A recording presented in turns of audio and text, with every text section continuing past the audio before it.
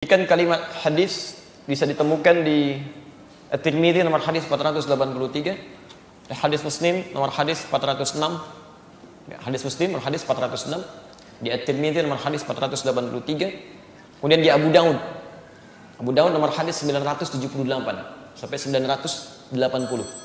Oke. Hadisnya dari Ka'ab bin Ujrah, ya, Ka'ab bin Ujrah.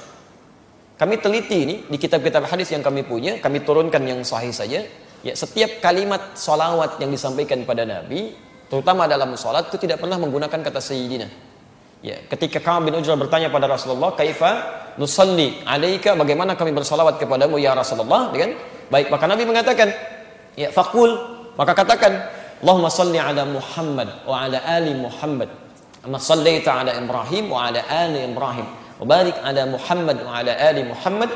Barakta ala Ibrahim wa ala ali Ibrahim innaka Hamidum Majid." Jadi tidak menggunakan kata sayyidina. Saya lebih cenderung kepada kalimat yang tidak menggunakan sayyidina karena bahasa dari Nabi seperti itu. Yang kedua, salat itu petunjuknya khusus. Langsung dalilnya. Langsung dipraktikkan, langsung dicontohkan, langsung dibacakan dan diikat di kalimat Nabi sallallahu alaihi wasallam di Al-Bukhari nomor hadis 651. "Shallu kama ra'aitumuni usalli." Salatlah kalian seperti persis melihat saya salat. Jangankan Anda, sahabat Nabi namanya Khalad Az-Zuraiqi, dikisahkan di Al-Bukhari nomor hadis 751, 757, di hadis Muslim nomor hadis 397, babul musifis shalah, bab tentang orang yang salatnya bermasalah. Dia salat, datang ke masjid Nabi, ja rajulun ila Nabi sallallahu alaihi wasallam, fadakhala ila al-Masjidin Nabawi, masuk ke masjid Nabi, fasalla bi jambin Nabi, salat di samping Nabi. Ketika selesai salatnya, falamma sallama yaminan wa syamala, ketika salam ke kanan dan ke kiri, faqala lahu an-nabiy sallallahu alaihi wasallam, maka Nabi sallallahu alaihi wasallam langsung berkata pada orang ini, "Shalli fa innaka lam tusalli." Salatlah kamu, salat lagi kamu karena kamu belum salat. Kamu belum salat. Kenapa dia belum salat? Oleh Nabi dinilai belum salat padahal setelah salam. Karena cara dia salat tidak seperti yang Nabi ajarkan pada orang ini. Ya, tidak seperti yang Nabi ajarkan. Sampai dia mengulang 3 kali, Nabi mengulangi kalimat yang sama. Salat lagi, kamu belum salat. Sampai kemudian dia berkata, "Ya Rasulullah, ma uhsinu ghairah." Ya Rasulullah, saya tidak bisa lebih baik lagi daripada ini. Alimni, tolong ajarkan saya. Maka diajarkan oleh Nabi dari wudu sampai dengan akhirnya. Setelah itu mengatakan seperti yang kita kenal sampai hari ini. "Shallu kama ra'aitumuni usalli." Salatlah kalian persis seperti melihat saya salat. Dan salatnya Nabi tidak pernah menggunakan kata sayyidina dalam salawat dalam salatnya. Kecuali kalau di luar sholat nggak ada masalah. Karena sayyidina digunakan pada 3 hal. 1 dilarang, 2 diperkenankan. Yang dilarang itu yang mengkultuskan. Ada seorang datang kepada Nabi ingin mencari muka.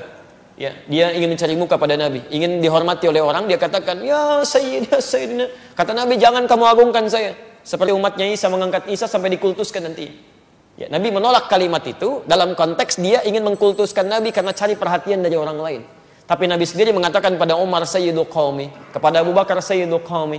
Karena itulah Syekhul Islam Ibnu Taimiyah dalam kitabnya Risalah Tazkiyatun Nafs di halaman pertama, di posisi sebelah kanan paling atas ketika membuka kitabnya 72 halaman itu, beliau katakan Allahumma shalli ala sayyidina Muhammad sebagai takrim, memuliakan. Kalau kita menganggap seseorang itu mulia, ya kayak Anda misalnya di kantor ada bos, Anda panggil Bapak kan? Padahal bukan Bapak Anda. "Pak, apa kabar?" "Saya bukan bapak Anda." Kan enggak, Anda panggil bapak untuk penghormatan, itu takrim namanya.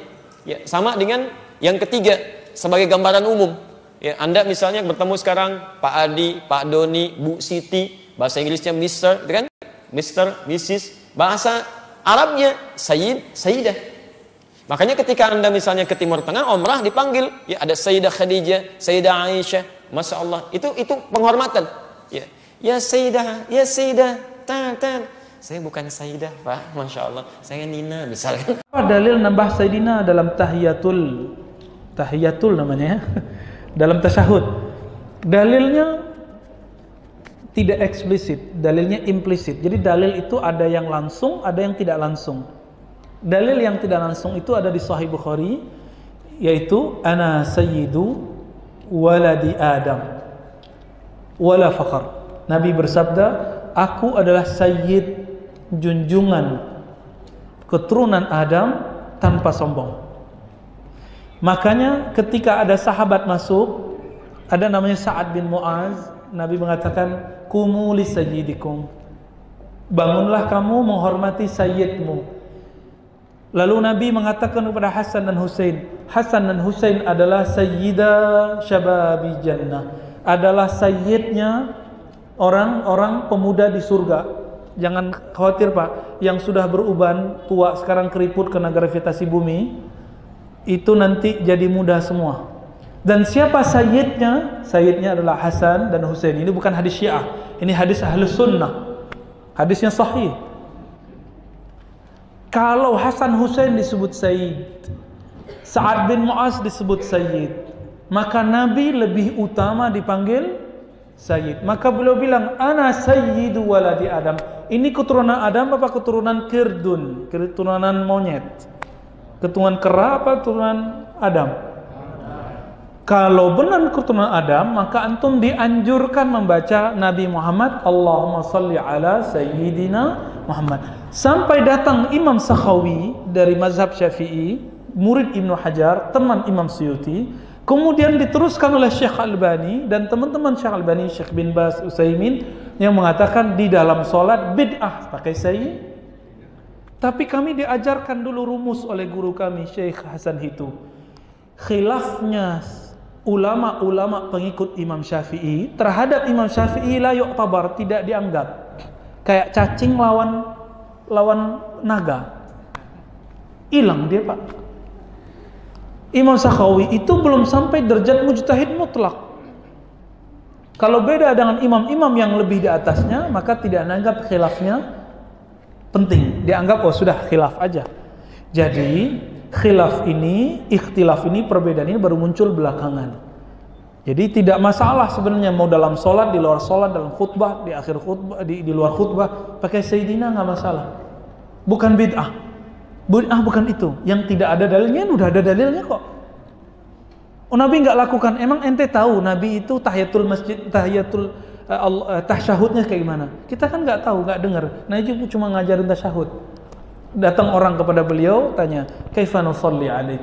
Kami ingin tanya, wahai Rasulullah, bagaimana cara mengucapkan salam atas engkau? Dalam Sahih Bukhari dijawab, qulu, jawab, katakanlah, Allahumma salli ala Muhammad wa ala ali Muhammad.